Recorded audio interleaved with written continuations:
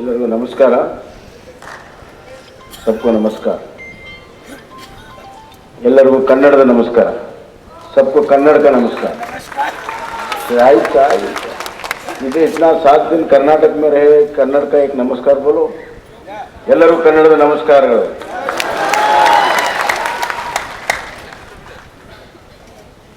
आप 7 दिन हैं तो मेरा एक इच्छा है, आप 7 कन्नड़ शब्द सीखना. सीख सकते हो? अगर सीख गए तो फिर हमको एक मैसेज देना, कन्नड़ शब्द में हमको वापस मैसेज देना, तभी हम मानते हैं कि आपने यहाँ एंजॉय किया है. ಎಲ್ಲರಿಗೂ ನಮಸ್ಕಾರ. ವೇದಿಕೆ ಮೇಲೆ ಎಲ್ಲರಿಗೂ ನಮಸ್ಕಾರ.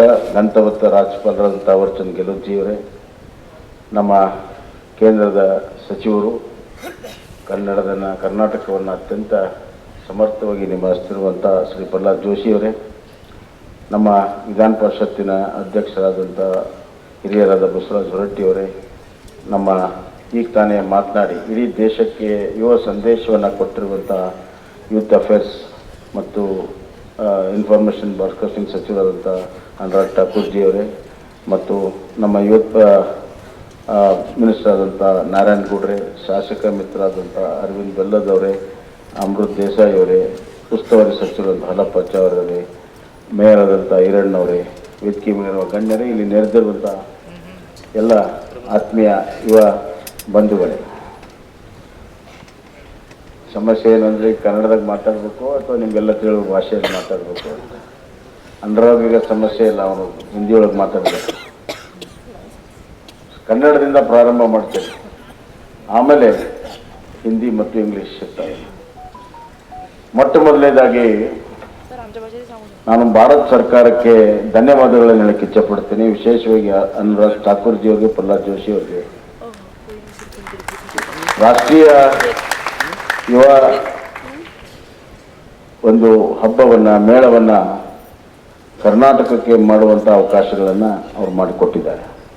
ಹೀಗಾಗಿ ಅವರಿಗೆ ಹೃದಯಪೂರ್ವಕವಾದಂಥ ಅಭಿನಂದನೆಗಳನ್ನು ಭಾರತ ಸರ್ಕಾರಕ್ಕೆ ಮತ್ತು ಇಬ್ಬರು ಸಚಿವರಿಗೆ ನಾನು ಕೊಡೋಕ್ಕೆ ಇಚ್ಛೆಪಡ್ತೇನೆ. ಎರಡನೇದಾಗಿ ನಮ್ಮ ಕರ್ನಾಟಕದ ಯೂತ್ ಅಫೇರ್ಸ್ ಸ್ಪೋರ್ಟ್ಸ್ ಇಲಾಖೆಯ ಮಂತ್ರಿಗಳು ಮತ್ತು ಎಲ್ಲ ಹಿರಿಯ ಅಧಿಕಾರಿಗಳಿಗೆ ನಾನು ಅಭಿನಂದನೆಗಳನ್ನು ಭಾಳ ಅಚ್ಚುಕಟ್ಟಾಗಿ ನಿಭಾಯಿಸಿದರೆ ನಿಮಗೆ ಅಭಿನಂದನೆಗಳನ್ನು ಸಲ್ಲಿಸೋಕ್ಕೆ ಇಚ್ಛೆಪಡ್ತೇನೆ. ಮೂರನೇದಾಗಿ ಧಾರವಾಡ ಜಿಲ್ಲಾ ಆಡಳಿತ ಭಾಳ ಸಕ್ರಿಯವಾಗಿ ಪಾಲ್ಗೊಂಡು ಪ್ರತಿಯೊಂದು ವಿಷಯದಲ್ಲಿ ಕಾಳಜಿ ವಹಿಸಿ ಅತ್ಯಂತ ಯಶಸ್ವಿಯಾಗಿ ಮಾಡಿಕೊಟ್ಟಿದ್ದೀರಿ. ಧಾರವಾಡ ಜಿಲ್ಲಾ ಆಡಳಿತಕ್ಕೆ ನಾನು ಅಭಿನಂದನೆ ಸಲ್ಲಿಸ್ತೇನೆ. ಮತ್ತು ಇದರಲ್ಲಿ ತೊಡಗಿರುವಂಥ ನೆಹರು ಯುವಕ ಕೇಂದ್ರ ಮತ್ತು ನಮ್ಮ ಧಾರವಾಡದ ಎಲ್ಲ ಸಂಘ ಸಂಸ್ಥೆಗಳಿಗೆ ಅಭಿನಂದನೆ ಸಲ್ಲಿಸ್ತೇನೆ. ಮತ್ತು ಧಾರವಾಡದ ಸಾರ್ವಜನಿಕರಿಗೆ, ಹುಬ್ಬಳ್ಳಿಯ ಸಾರ್ವಜನಿಕರಿಗೆ ವಿಶೇಷವಾದಂಥ ಅಭಿನಂದನೆಗಳನ್ನು ನಾನು ಸಲ್ಲಿಸಕ್ಕೆ ಇಚ್ಛಪಡ್ತೀನಿ. ಭಾಳ ಅದ್ಭುತವಾಗಿ ತಾವು ಇದನ್ನು ರಚನೆಯನ್ನು ಮಾಡಿದಿರಿ, ಇದರ ಸಂಘಟನೆಯನ್ನು ಮಾಡಿದಿರಿ. 7 ದಿವಸ ನ್ಯಾಷನಲ್ ಯೂತ್ ಹಬ್ಬವನ್ನು ಅತ್ಯಂತ ಯಶಸ್ವಿಯಾಗಿ ಮಾಡಿದಿರಿ. You have made it a memorable event ಅಂತ ನಾನು ಹೇಳಕ್ಕೆ ಇಚ್ಛೆಪಡ್ತೀನಿ. बंधुगणे, मेरे नौजवान साथियों, मेरा हिंदी उतना ठीक नहीं है, लेकिन कम्युनिकेट कर सकता हूँ.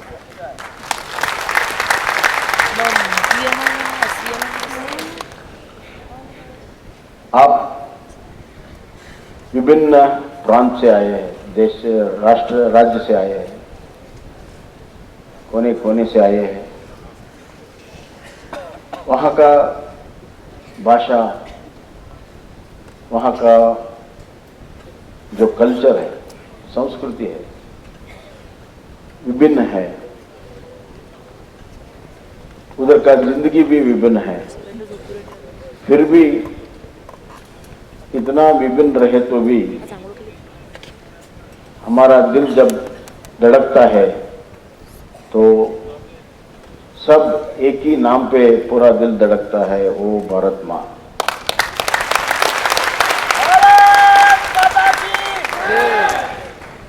ये सब हमको जोड़ देते हैं।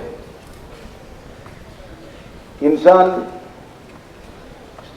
जज्बाती है, जिसके अंदर जज्बात नहीं है वो इंसान नहीं है। जज्बात किस तरह की होना? जज्बात कुछ कर गुजरने के लिए होना, जज्बात हिमालय को छूने के लिए होना, जज्बात दूसरों की काम आने के लिए होना, जज्बात देश को जीने के लिए होना। एक युवा ने अपने भाषण में कह रहा था कि मैं देश के लिए जिंदगी दे सकता हूं, और जमाना गया। जब ब्रिटिश थे तभी किसी युवक को पूछे तो बोलते थे मैं देश के लिए जान दे दूंगा, लेकिन अभी जान देने का नहीं है, जिंदगी देने का है। जिंदगी देने का, पूरा जिंदगी देश के लिए काम पे लगाना है। देश की तरक्की में सबका तरक्की है, और सबकी तरक्की में देश का तरक्की है। ये एक दूसरे से इतना जुड़ा है कि हम उसको जुदा नहीं कर सकते। कोई जुदा किया तो वो पीछे रह जाएगा, देश आगे निकल जाएगा। वक्त किसी को नहीं रोकती, देश किसी को नहीं रोकता, और भविष्य किसी को नहीं रोकता। इस बदलते हुए रफ्तार को पकड़ना है। इस बदलते हुए रफ्तार को पकड़ना है तो हम सक्षम रहना चाहिए, हम बुलंद रहना चाहिए, हमारा हौसला बुलंद रहना चाहिए, और सिर्फ लक्ष्य ही हमको दिखाना है, बाकी कुछ नहीं है।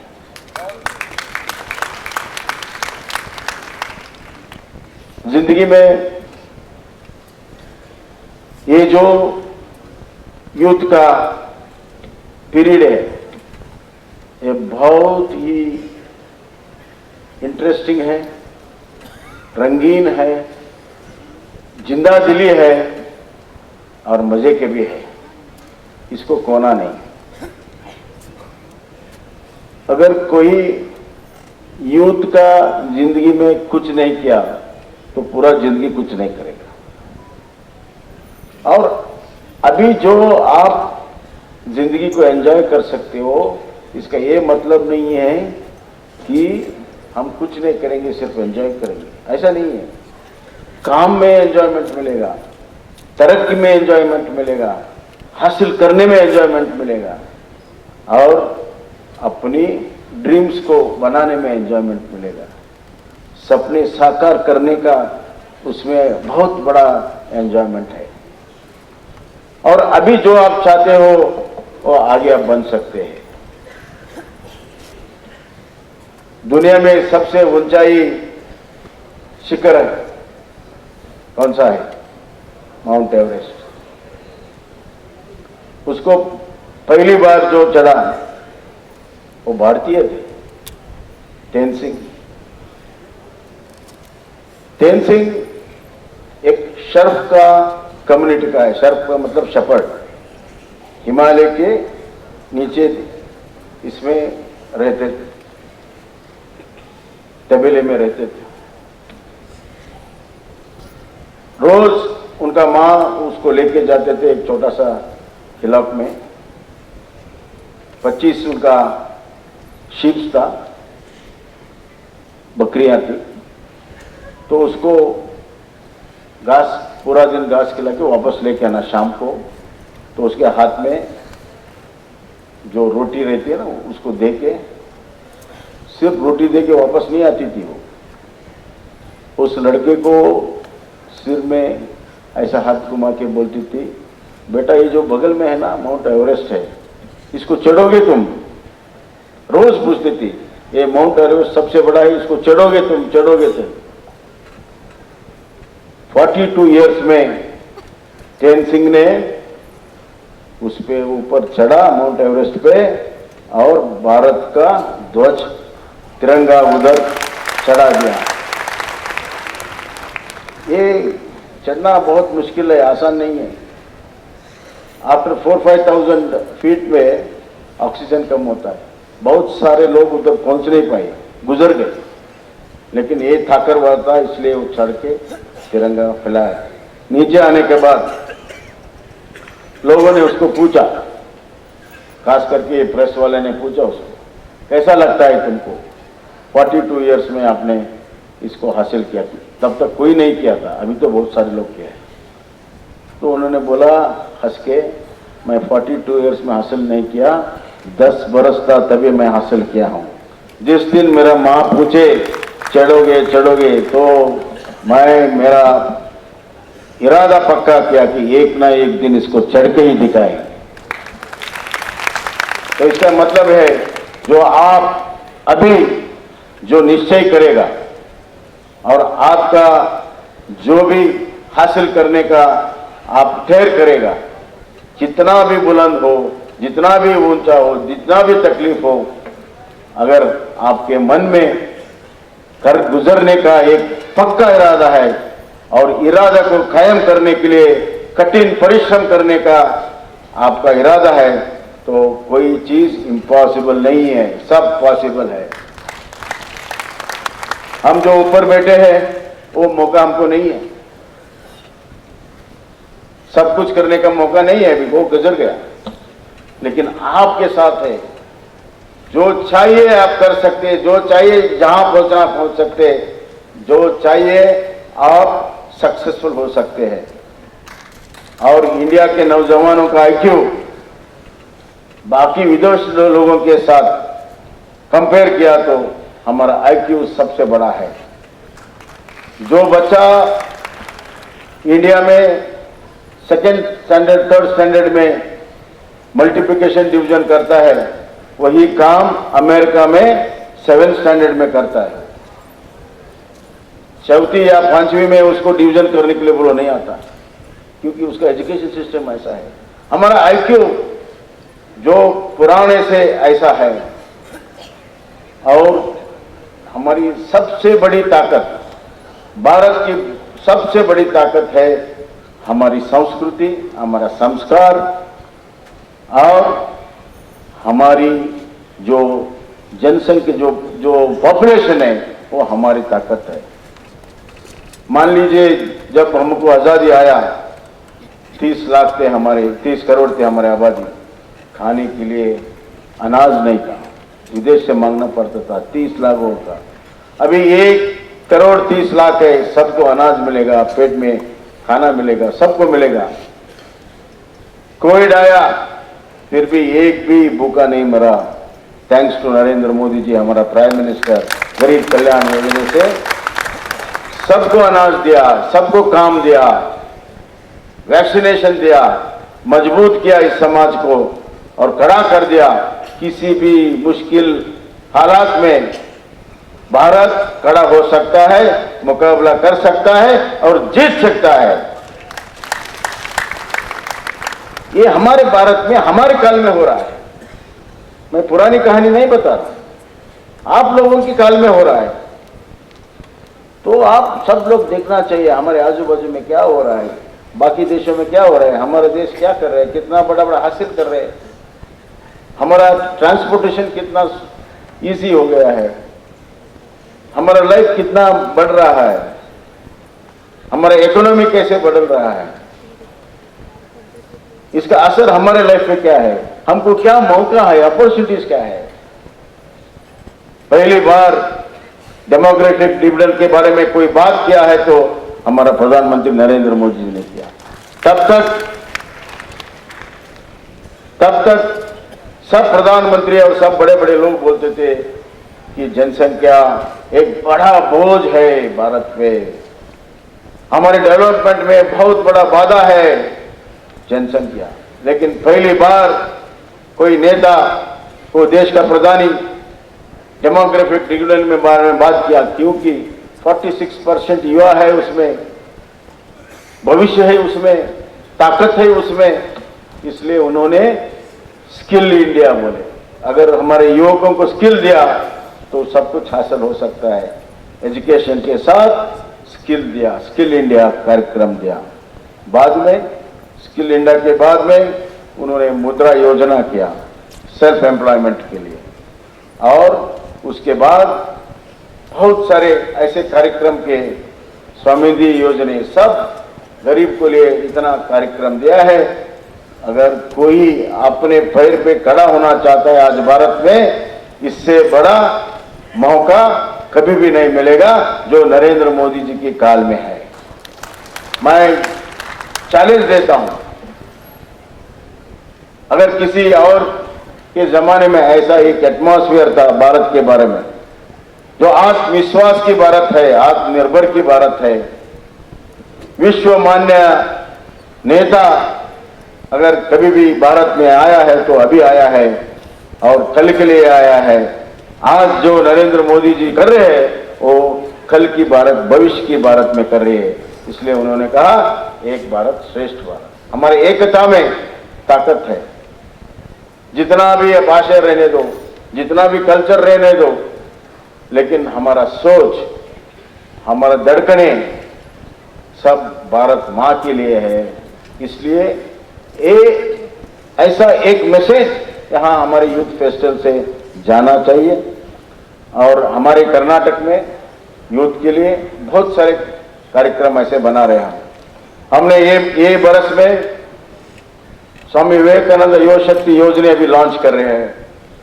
यहाँ हर एक गांव में 2 यूथ एसोसिएशन के लिए हम सेल्फ एम्प्लॉयमेंट के लिए प्रोजेक्ट देंगे, पैसा लगाएंगे, प्रोडक्शन लेंगे और मार्केट भी जोड़ेंगे। 5 लाख युवकों को काम मिलेगा सेल्फ एम्प्लॉयमेंट में। 5 ಲಕ್ಷ ಜನ ಯುವಕರಿಗೆ ಈ ವರ್ಷ ನಾವು ಕೆಲಸ ಕೊಡುವಂತ ಯೋಜನೆಯನ್ನು ನಾವು ಮಾಡಿದ್ದೇವೆ। दूसरा, हम युवा नीति बनाए हैं। युवा नीति में एजुकेशन है, एम्प्लॉयमेंट है, स्पोर्ट्स है, कल्चर एक्टिविटी है और व्यक्ति विकसन के लिए अवकाश भी है। हमारे युवा नीति का प्रेरणा है स्वामी विवेकानंद जी। उसका जो विचार है उसमें हम पॉलिसी में लेके आए हैं। तीसरा, खेल कूद में भी बहुत सारे ऐसे कार्यक्रम हमने किया। 75 अमृत महोत्सव के कार्य में 75 एथलीट को हमने एडॉप्ट किया है नेक्स्ट पेरिस ओलंपिक के लिए। और अगर उसमें 75 में 7 तो उसमें गया तो वो कार्यक्रम यशस्वी हो जाएगा। हम पूरा उसका 4 साल पूरा उसका देखभाल करें। कोई और राज्य नहीं किया है, ऐसा हमने किया है। बहुत सारे ऐसे कार्यक्रम हैं जो युवकों को ग्रामीण क्रीड़ा बना रहे हैं, गांव-गांव में क्रीड़ा बना रहे हैं या क्रीड़ा कूट बना रहे हैं। एक उत्साह और एक उमंग चाहिए, एक जोश चाहिए, उसके लिए हम कर रहे हैं।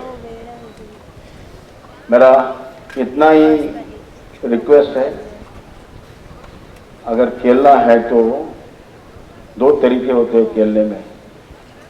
एक है हारना नहीं, हम हारना नहीं करके खेलना। दूसरा, चलो इतना जल्दी मत करो। दूसरा है जीतने के लिए खेलना। हारना नहीं, ये डिफेंसिव गेम है। जीतने के लिए खेलना ये ऑफेंसिव है। जिंदगी भी एक खेल है, ये खेल में आप जीतने के लिए खेलना है और ऑफेंसिव रहो। सब न्यायनिष्ठ रहना, लेकिन ऑफेंसिव रहो। आगे बढ़ के काम करो, पीछे नहीं हटना। पूरा आपका जिंदगी आपके सामने है और पूरा आपका यश आपके हाथ में है। अपना तकदीर खुद लिखो। आपका तकदीर खुद लिखने के लिए ही यूथ फेस्टिवल बना है और मेरा विश्वास है आज से आपका तकदीर भी बदलेगा, देश का तकदीर भी बदलेगा और खास करके हमारे कर्नाटक का तकदीर बदलेगा, धारवाड़ का भी तकदीर बनेगा। सब लोगों को धन्यवाद।